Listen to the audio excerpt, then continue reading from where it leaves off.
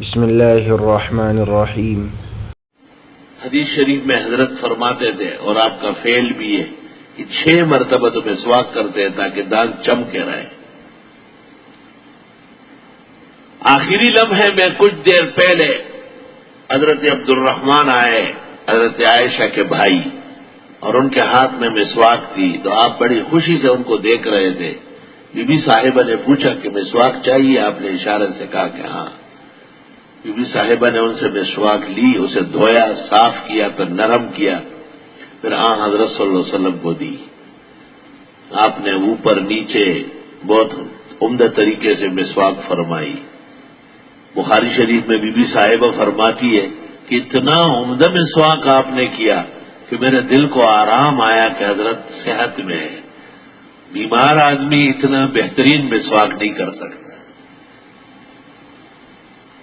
ایک مسواک ہمارے بھائی کرتے ہیں، یہ لوگ الٹے ہاتھ سے چخچی جو ہے وہ منہ میں دیا ہوا ہے، مسواک نہیں ہے، چخچ ہے۔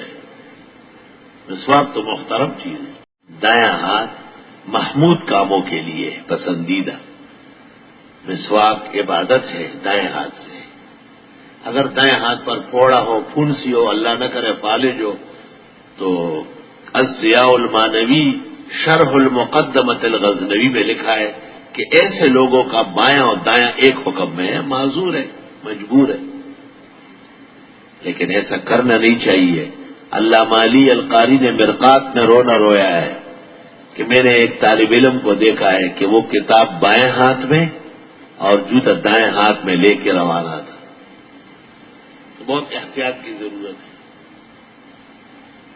ایک بڑے ادارے میں ایک بڑے استاد جوتے اٹھا کے لے جا رہے تھے، تو خیال نہیں ہوتا، توجہ نہیں رہتی، جوتے دائیں ہاتھ میں پکڑے تھے۔